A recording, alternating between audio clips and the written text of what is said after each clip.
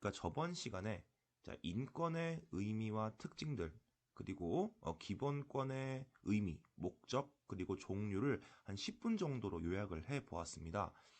원래 총 2시간에 걸쳐서 수업이 진행된 내용인데요.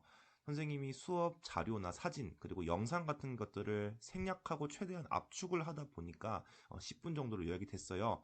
자, 그런데 혹시 선생님이 수업 시간에 활용했던 영상 같은 거를 이제 학습용으로 참고하고 싶은 학생들이 있으니까 선생님이 유튜브 댓글에다가 관련된 유튜브 링크를 올려 드릴 테니까요. 학습에 참고하시면 될 것 같습니다. 자, 그러면 저번 시간에 이어서 우리가 기본권에 대한 추가적인 부분 한번 공부를 해보도록 합시다. 자, 저번 시간에 우리가 헌법에 규정되어 있는 5가지 기본권들을 배웠고 그 외에도 인간의 존엄과 가치를 지킬 수 있고 행복을 추구할 수 있는 자유와 권리라면 보장을 해줘야 된다고 했습니다. 자, 그런데요, 이 기본권이라고 하는 것을 이 국민들이 이 무한정으로 누릴 수가 있을까요? 자, 결론부터 이야기하자면 아닙니다. 국가는요, 특별한 경우에 한해 이 국민의 기본권을 제한할 수가 있는데요. 자, 그 내용이 이번 시간에 배울 기본권의 제한이라고 하는 부분입니다. 자, 정말로 중요한 부분이고요. 나중에 법 전공을 하던 하지 않던 간에 이 내용은 정말로 여러분들 실생활에 큰 도움이 될 것이라고 자부합니다.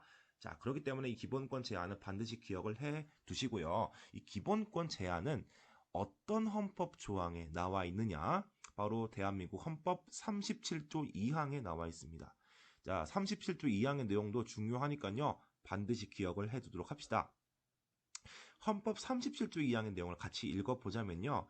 자, 국민의 모든 자유와 권리는 국가안전보장, 질서 유지, 공공복리를 위하여 필요한 경우에 한하여 법률로서 제한할 수 있으며 제한하는 경우에도 자유와 권리의 본질적인 내용을 침해할 수 없다라고 하는 내용을 담고 있습니다. 자, 이 헌법 조항을 한번 분석을 해보자면요. 첫 번째, 기본권 제한의 대상이 되는 것을 먼저 파악해야 됩니다. 자, 기본권 제한의 대상이 되는 건요. 모든 국민의 자유와 권리, 즉 모든 기본권은 국가가 필요한 경우에 한해 제한할 수 있습니다. 물론 사형제도와 같이 생명권, 국민의 생명권을 국가가 제한할 수 있는가라고 하는 문제는 지금 학계에서 논쟁이 되고 있지만 사실 우리나라는 형식적으로 사형제도를 유지하고 있는 국가이기 때문에 생명권 역시 제한될 수 있다라는 부분 말씀드리고요. 그래서 모든 국민의 자유와 권리, 즉 모든 기본권은 기본권 제한의 대상이 된다라고 할 수가 있겠습니다. 자, 이 부분은 그냥 쉬우니까 넘어갈게요. 자, 정말 중요한 부분이 두 번째, 기본권 제한의 목적이라고 할 수 있습니다. 국가가 국민의 기본권을 제한할 때는요, 반드시 이 3가지 이유를 들어서만 기본권을 제한할 수 있습니다. 그래서 첫 번째가 바로 국가안전보장인데요. 자, 국가안전보장은 선생님이 이근전 대위의 사례를 들어서 설명을 했어요. 자, 그래서 추가로 설명이 필요하신 학생들은 지금 밑에 댓글에 있는 유튜브 링크를 보고 오시면 됩니다. 자, 이렇게 이근전 대위의 사례처럼 자, 국가는 이 국가안전보장이라고 하는 것을 이유로 국민의 기본권을 제한할 수가 있습니다. 자, 그래서 첫 번째는 이 국가안전보장이고요. 자, 두 번째는 질서 유지를 위해서 기본권을 제한할 수도 있습니다. 이 질서라고 하는 것 앞에 사회라고 하는 것이 빠져 있는데 대표적인 사례로는요. 이렇게 그 연말 연시에 음주 단속을 하는 모습을 자주 볼 수 있습니다. 자, 운전자에게는 술을 먹고 자유롭게 운전할 수 있는 자유가 있어요. 자, 하지만 이렇게 경찰이 음주 단속을 하는 이유가 뭐겠어요? 그렇죠. 모두가 술을 마시고 운전하면 교통 질서가 엉망이 되고 아무런 죄 없는 사람들이 다칠 우려가 있겠죠. 자, 그런 이유로 제한을 하는 겁니다. 자, 그리고 마찬가지로 신호 과속 단속 장비와 같이 이런 것들을 두는 이유가 바로 사회 질서 유지를 위해서 국가가 국민의 기본권을 제한하는 대표적인 사례라고 할 수가 있겠습니다. 자, 그리고 세 번째, 자, 공공복리를 위해서도 제한할 수가 있는데요. 자, 공공복리는 우리 모두의 복지와 이익을 공공복리라고 합니다. 이 공공복리를 위해서 국민의 기본권을 제한하는 가장 대표적인 예시가 바로 사회적 거리두기입니다. 자, 그리고 사회적 거리두기의 내용 중에 하나인 사적 모임 제한과 그리고 영업시간 제한 이런 게 있겠죠. 자, 그럼 왜 국가가 이 국민의 뭐 사생활의 자유, 그리고 생활의 자유, 그리고 자영업자들의 영업의 자유 이런 거를 막으면서까지 이 사회적 거리두기를 왜 실천하려고 할까요? 그렇죠.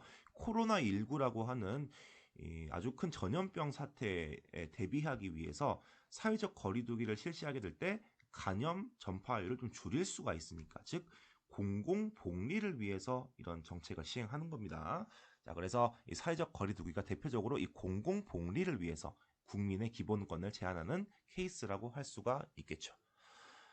자, 그 다음으로 기본권 제한의 방법입니다. 아무리 국가가 국가안전보장 질서 유지 그리고 공공복리라고 하는 이유를 들더라도 명확한 기준이 있어야 됩니다. 자, 그 기준이 바로 법률이라고 하는 건데요. 이 법률은 이 국회에서 만드는데, 이 국회는 국민을 대표하는 국회의원들이 모여 있는 것이죠. 자, 그래서 이 국민을 대표하는 이 기관인 이 국회에서 만든 법률로서만 제한할 수가 있습니다.